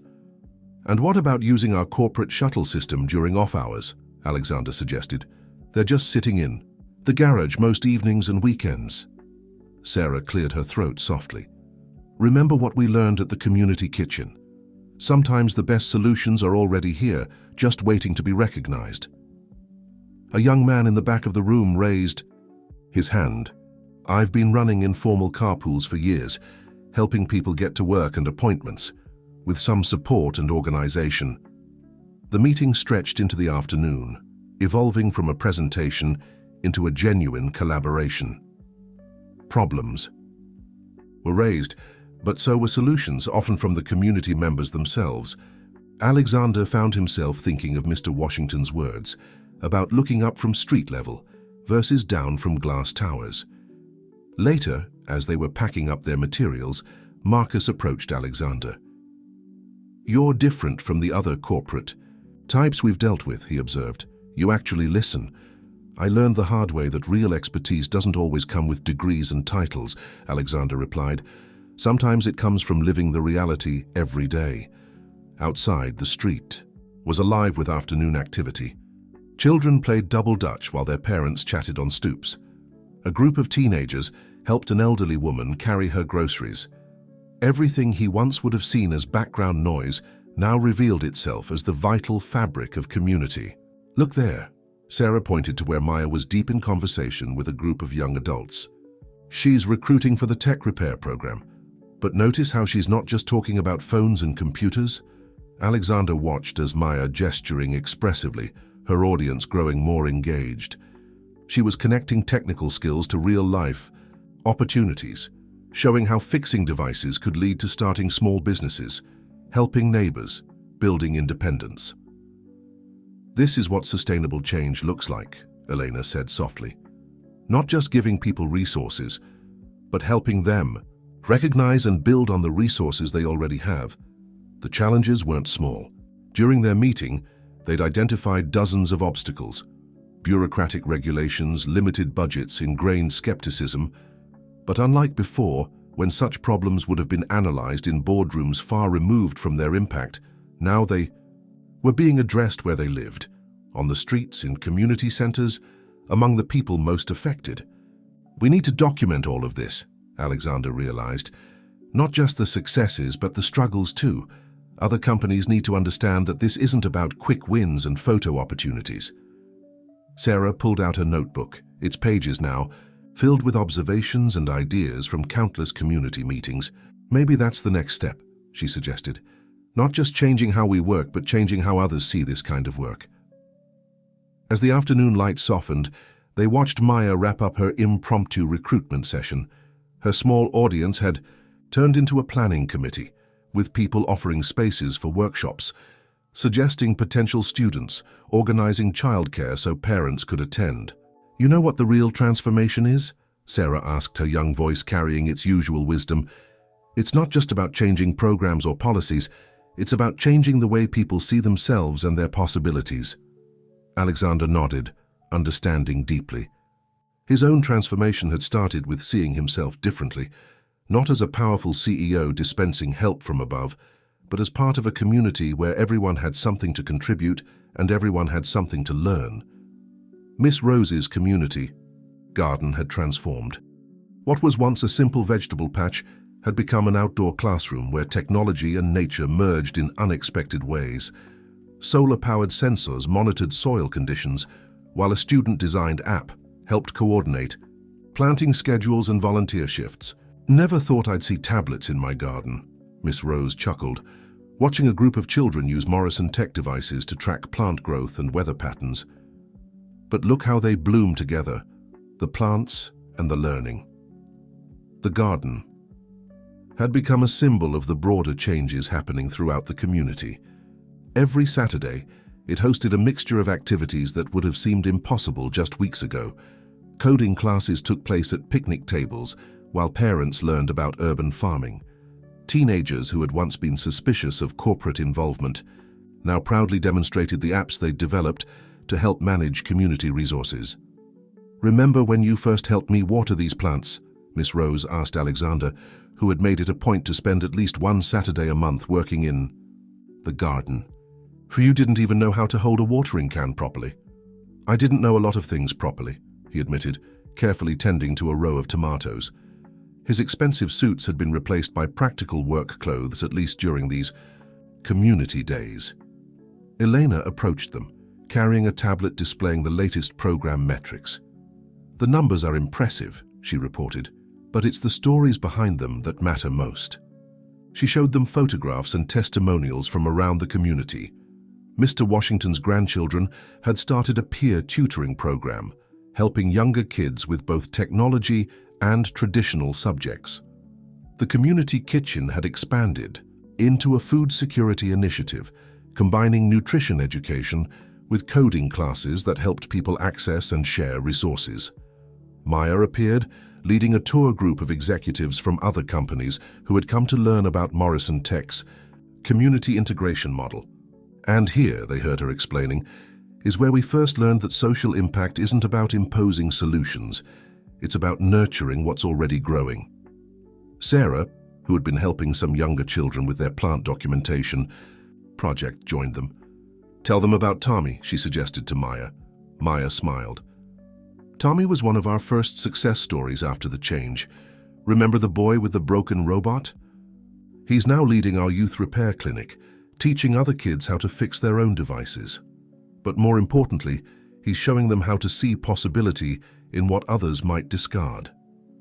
The visiting executives took notes and asked questions, but Alexander could tell that some of them still didn't fully grasp the concept. They were looking for a program they could replicate, a model they could scale, when the real lesson was about changing their entire approach to community engagement. "You can't package this," he told them frankly. "What works here might look completely different in another community. The key is to listen, to become part of the community you want to serve." As if to illustrate his point, a commotion arose from the garden's entrance.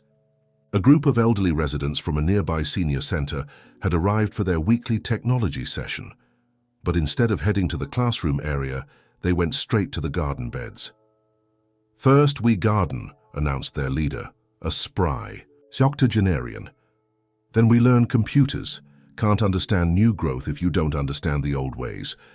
The corporate visitors watched in amazement as seniors and children worked together, sharing knowledge about both traditional agriculture and modern technology. A teenage girl showed an elderly man how to use a tablet to document his lifetime of farming wisdom, while he taught her secrets about companion planting that no app had captured. "This is what we mean by authentic integration," Elena explained to the visitors. "It's not about implementing programs from the top down. It's about creating spaces where different kinds of knowledge and experience can come together naturally." Sarah, who had been quietly observing, added her perspective. The real change isn't in the programs or the technology, it's in how people see themselves and each other. Everyone here is both a teacher and a learner. As the afternoon progressed, the garden continued its dance of activity. Community members dropped by with questions about both plants and computers. Children ran between the rows, their tablets forgotten as they discovered the simple joy of watching things grow. The corporate visitors gradually stopped taking notes and started engaging, their polished presentations replaced by genuine curiosity. 1 month had passed since Alexander's 24 hours on the street, and the changes weren't just visible in the community programs, they were evident in the lives of everyone involved. The Morrison household had transformed from a showpiece of corporate success into a warm gathering place for community meetings and informal planning sessions. Eleanor sat in their newly redesigned living room, watching Alexander and Sarah pore over community feedback reports. The formal furniture had been replaced with comfortable, practical pieces that could accommodate impromptu meetings. Where Crystal Awards once stood, there were now children's artwork and community project photos. The mobile tech unit reached 3 new neighborhoods this week, Sarah reported, her notebook spread across the coffee table. And Mr. Rodriguez's daughter Maria has some amazing ideas for expanding the security training program. Alexander nodded, making notes on his tablet. He'd stopped wearing his expensive watches, choosing instead a simple digital model that Maya had helped him select. What about the partnership with the community kitchen? That's actually why I wanted to talk to both of you, Sarah said, sharing a meaningful look with Eleanor. I think it's time to tell you the whole story, about who I really am and why. This matters so much. Elena reached for Sarah's hand, squeezing it gently. Are you sure? Sarah nodded. He's earned the right to know. Alexander set down his tablet, giving Sarah his full attention. The young girl who had challenged him that morning on the street now seemed both younger and older as she began her story. 15 years ago, Elena was teaching at a community center. In another city, there was a young mother there struggling to raise her daughter alone. Elena helped her find work, get training, build a better life. That little girl was me. Alexander looked at Elena, pieces clicking into place. The woman you always talked about, the one who inspired your community programs. Sarah's mother, Elena confirmed softly. She was brilliant, determined, but the system wasn't designed for single mothers trying to rebuild their lives. When she became ill, she made me promise to look after Sarah, to make sure her daughter would have opportunities she never had. Sarah continued, her voice steady. Elena kept her promise. She made sure I got an education, but she also made sure I never lost touch with where I came from. When she married you and gained access to corporate resources, we saw an opportunity to help other families like mine. The challenge, Alexander said slowly, it wasn't just about teaching me about life on the streets, was it? No, Sarah admitted. It was about helping you understand why Elena's work matters so much, why these programs aren't just corporate social responsibility, they're lifelines for real people. Elena moved to sit beside them. I couldn't tell you directly. You needed to see it for yourself to understand at a heart level, not just intellectually. Alexander was quiet for a moment, processing this revelation. Finally, he looked at Sarah with new understanding. That's why you're so good at this work. You've lived both sides of it. And now you have too, Sarah pointed out. That's what makes the difference. You're not just running programs anymore. You're building bridges between worlds you now understand. Their conversation was interrupted by the arrival of Maya and Mr. Washington, carrying boxes of supplies for the next day's community workshop. The house had become an informal headquarters for their growing network of initiatives. Should we postpone the meeting? Maya asked, sensing the emotional atmosphere. No, Alexander said firmly, standing to help with the boxes. This is exactly what this house should be used for, a place where all parts of our community can come together. As they set up for the meeting, more people began arriving. Miss Rose with fresh vegetables from the garden, teenagers from the coding camp, parents from the job training program. The formal dining room that had once hosted corporate dinners now buzzed with the energy of community planning. Elena watched Alexander move easily among the groups, his corporate polish replaced by genuine warmth. He stopped to help a child with a stuck tablet, discussed garden irrigation with Miss Rose, and listened intently to a teenage app developer's new idea. "You know," Sarah said quietly to Elena, "when I first challenged him that morning, I wasn't sure he could really change. But look at him now. He's not just running community programs, he's part of the community." Elena smiled, remembering the reserved, profit-focused executive her husband had been just a month ago. Sometimes people just need the right push to discover who they really are. The conference room at Morrison Tech was packed, but it wasn't filled with the usual corporate executives. Instead, community leaders from across the country sat alongside, business representatives, all eager to learn about what the media had dubbed the Morrison method of community integration. Maya stood at the podium, her former sales clerk uniform replaced by casual business attire that reflected her new role as Community Innovation Director. "The first thing you need to understand," she began, "is that this isn't a program you can simply copy and paste. It's a fundamental shift in how businesses and communities interact." In the audience, Alexander sat between Elena and Sarah, letting the new generation of leaders take center stage. On screens behind Maya, images showed the transformation their community had undergone. The garden's evolution into a learning center, the community kitchen's expansion into a culinary training program, the mobile tech units reaching underserved neighborhoods. "1 month ago," Maya continued, "we had a corporate social responsibility department. Now we have a community integration network. The difference isn't just in the name, it's in how we approach every decision, every initiative, every interaction." Sarah stood to join Maya, her young presence commanding attention. "Real change doesn't start with budgets or programs," she explained. "It starts with understanding. That's why we ask every corporate partner to spend time in the communities they want to serve, not as observers, but as participants."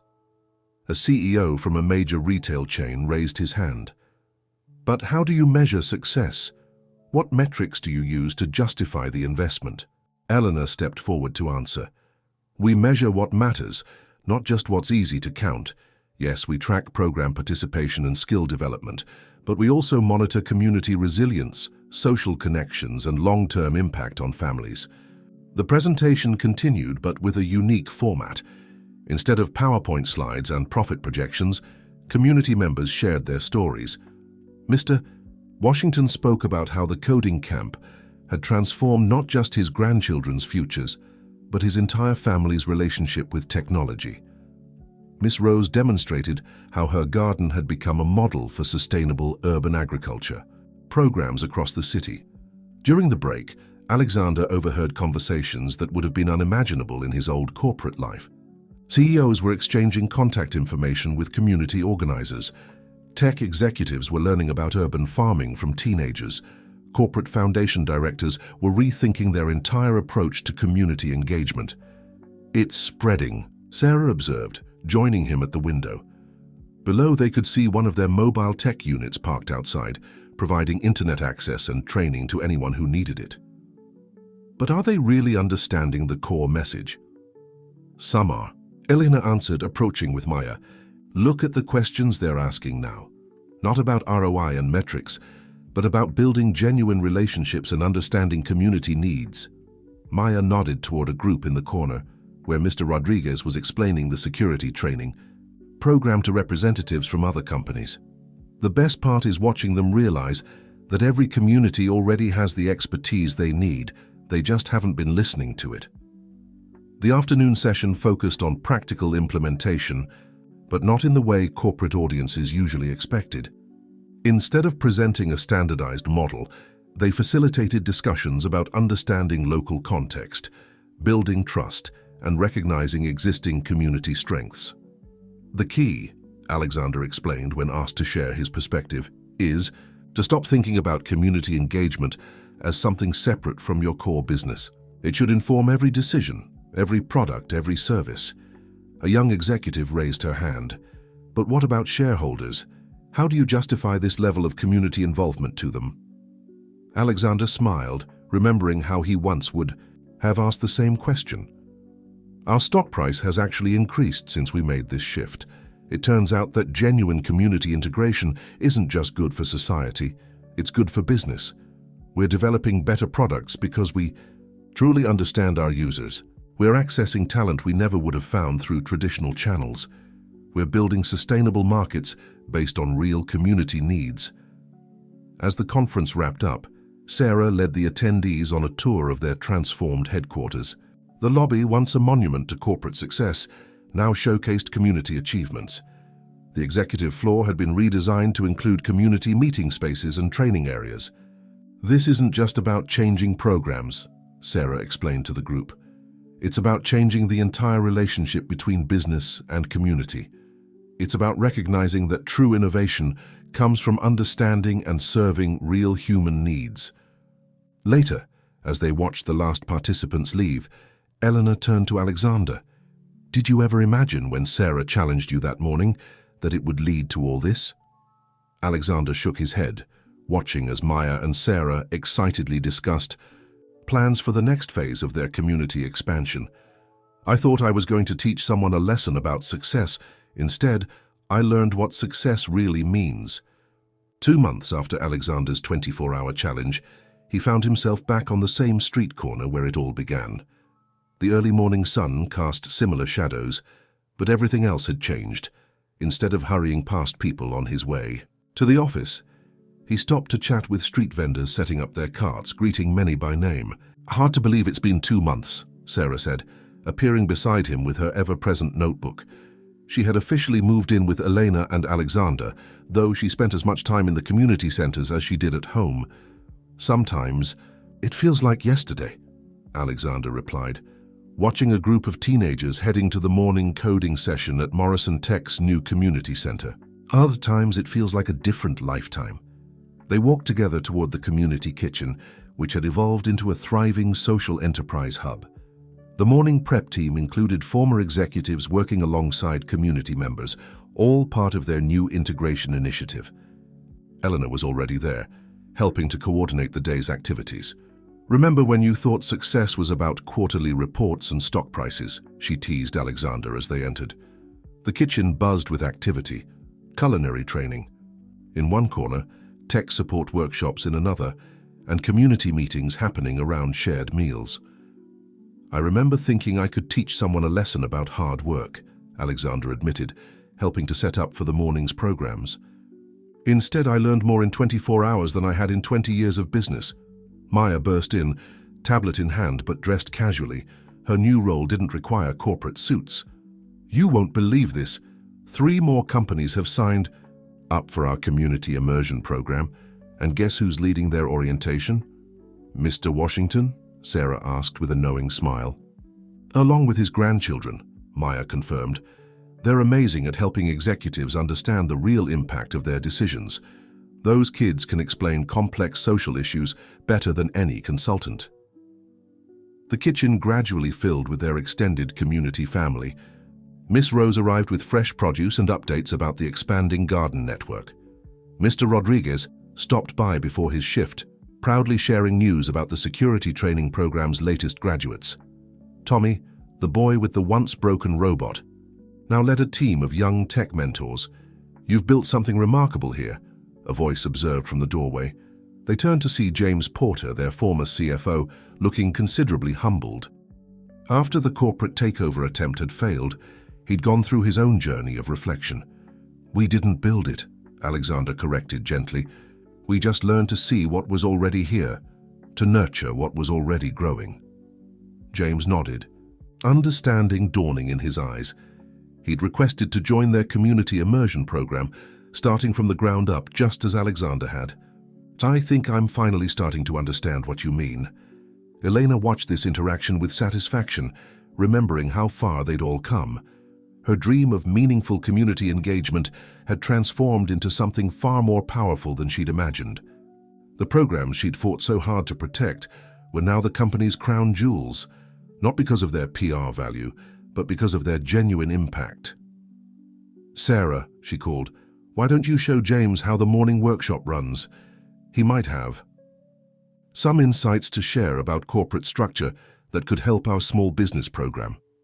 As Sarah led James to the workshop area, Alexander marveled at her growth. She remained wise beyond her years, but now she also carried herself with the confidence of someone who knew her value to the community. She was no longer just the mysterious girl who had challenged a CEO.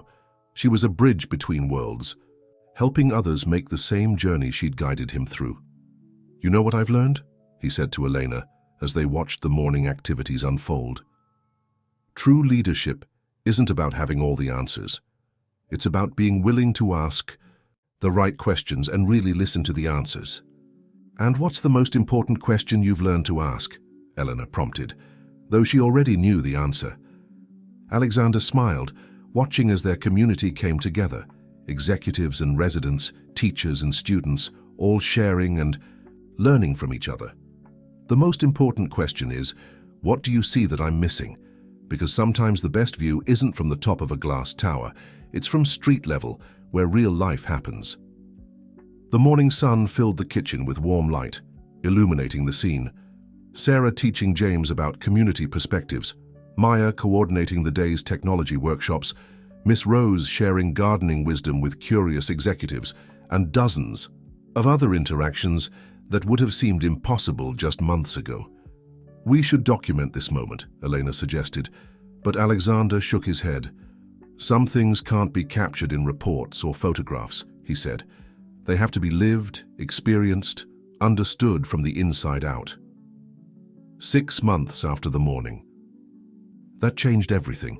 Morrison Tech hosted a unique celebration. The company's atrium had been transformed into a community marketplace where technology and tradition blended seamlessly. Interactive displays showcased success stories alongside live demonstrations of community initiatives, while the air filled with the aroma of dishes from the culinary training program. "Look what we started," Sarah said to Alexander, surveying the scene from their favorite spot near Miss Rose's indoor garden installation. The former CEO, now Chief Community Integration Officer, wore a simple name tag that matched everyone else's. "What you started," he corrected her gently.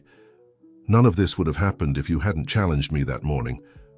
Elena joined them, carrying a tablet displaying the latest impact reports. But these weren't traditional corporate metrics. They told stories of lives changed, communities strengthened, and barriers broken. The numbers were impressive, but the real measure of success was in the faces of people filling the atrium. Mr. Washington's grandchildren were demonstrating their newly developed educational apps to a group of visiting tech executives. Maya led a workshop on community-centered design, her corporate audience hanging on every word. Even James Porter had found his place, using his financial expertise to help community members launch small businesses. "Remember when we thought success meant bigger profits and market share?" Eleanor mused, watching a group of former street kids teaching coding to corporate executives. "Now we know it means something more," Alexander replied. "It means creating value that can't always be measured in dollars." Sarah consulted her notebook, no longer worn and tattered, but still carrying the wisdom of the streets. "The Community Integration Network has spread to 15 other companies," she reported, "but more importantly, each one is developing its own unique approach based on local needs and strengths." The celebration wasn't just about Morrison Tech's transformation. It was about the ripple effects that had spread throughout the business world and beyond. Other companies had started their own versions of the 24-hour challenge, sending executives to learn from the communities they served.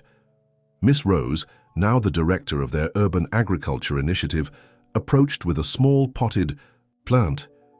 "For your office," she said to Alexander, "a reminder that the best growth happens when you nurture what's already there." The plant was a cutting from the original community garden, a symbol of how their work had grown from humble beginnings into something transformative.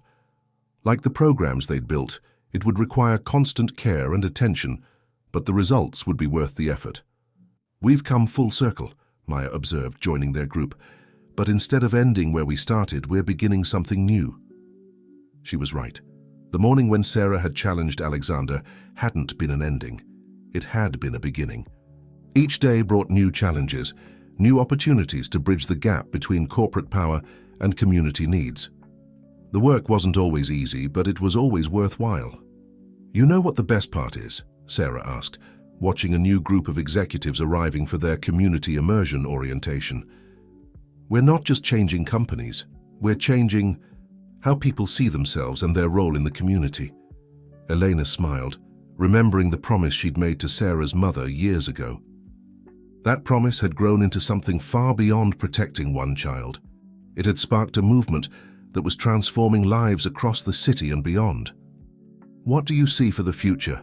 Alexander asked Sarah, still turning to her for the wisdom that had guided them from the beginning. Sarah looked around the atrium at the mixing of worlds that once seemed impossibly far apart. "I see more bridges being built," she said thoughtfully. "More people learning to look beyond their own perspectives. More understanding that real change happens when we stop trying to fix communities and start learning from them." As the celebration continued around them, Alexander reflected on how much had changed in 6 months. The glass towers of corporate power no longer seemed so separate from the streets below. The barriers between business and community had begun to dissolve, replaced by genuine partnerships and mutual respect. "You know," he said to Sarah, "that 24-hour challenge never really ended, did it?" Sarah shook her head, smiling. "It's still going on. Every day we choose to see the world differently, to value different kinds of wisdom, to build connections instead of walls. And that," Elena added, "is the real transformation. Not just changing what we do, but changing who we are and how we see the world." The sun streamed through the atrium's windows, illuminating the diverse crowd of people who had become not just stakeholders or beneficiaries, but partners in a shared vision of what business and community could be. Each person there carried a piece of the story, a story that had begun with a simple challenge on a morning that seemed like yesterday and a lifetime ago. 1 year to the day after Sarah's challenge, Alexander stood at the same street corner where it all began. The early morning sun painted the city in familiar golden hues, but his eyes now saw a different landscape. Where he once saw obstacles and inconveniences, he now recognized a vibrant tapestry of community life. "Ready for today's celebration?" Sarah asked, appearing beside him. At 8 years old, she'd grown taller, but her eyes still held that same mixture of wisdom and challenge that had changed his life. "Almost," he replied, watching as city workers set up for the event. The street had been closed off for what they were calling the Community Integration Festival, a celebration of the year's transformation and the launch of their nationwide initiative. Elena joined them, carrying Sarah's newest notebook, a gift from the community to mark her official role as the youngest member of Morrison Tech's Community Advisory Board. "The first buses of corporate participants are arriving," she reported. 20 CEOs ready to begin their 24-hour challenges." They walked together toward the festival grounds, where the changes of the past year were on full display. The once stark corporate plaza had been transformed into a community gathering space. Miss Rose's garden had expanded into a network of green spaces that wove through the business district. The community kitchen had grown into a culinary institute that served as both a training center and a popular lunch spot for corporate workers and residents alike. Maya greeted them at the entrance, managing last-minute details with her usual efficiency. "Mr. Washington's tech mentorship program is ready for the demonstration," she reported, "and James's microfinance initiative has already received 50 applications from local entrepreneurs." The festival grounds filled quickly as morning turned to day. Corporate executives mingled with community members, their usual barriers dissolved by shared purpose. Children darted between interactive displays, showcasing technology projects developed in partnership with local schools. The air filled with the aromas of dishes prepared by the culinary program's graduates. "Remember what you first thought when I challenged you?" Sarah asked Alexander, as they watched the scene unfold. He laughed softly. "I thought I would teach someone a lesson about success. Instead, I learned that I didn't even know what success really meant." Elena squeezed his hand. "And now look at what that lesson has become." They watched as the new group of CEOs received their orientations from community members. Each would spend the next 24 hours living without their usual privileges, guided by community mentors who would help them see their blind spots and recognize untapped potential. "It's more than just a challenge now," Sarah observed.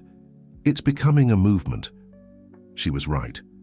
In the past year, their model of community integration had spread beyond Morrison Tech, beyond their city, inspiring a new way of thinking about the relationship between business and community. Companies were discovering that true success came, not from imposing solutions, but from building genuine partnerships. "Time for your speech," Maya reminded Alexander gently. He stepped onto the simple platform they'd set up in the plaza. Looking out at the gathered crowd, executives and residents, teachers and students, mentors and mentees, he saw not separate groups, but a single community. "1 year ago, on this very spot, a 7-year-old girl challenged me to see the world differently," he began. "She taught me that true value isn't measured in stock prices or market share, but in the strength of our connections and the depth of our understanding." As he spoke, he could see the new CEOs listening intently, some already showing signs of discomfort without their phones and privileges. They were at the beginning of their own journeys, just as he had been a year ago. "The challenge ahead of you isn't about surviving 24 hours, he told them. "It's about opening your eyes to possibilities you never considered, to wisdom you've been ignoring, to potential you haven't recognized." Sarah joined him on the platform, her presence a reminder of where it all began. "Each of you will have your own journey," she added, her young voice carrying surprising authority. "Your own lessons to learn, your own discoveries to make. The only question is, are you ready to really see?" The day continued, full of demonstrations, discussions, and new connections being forged.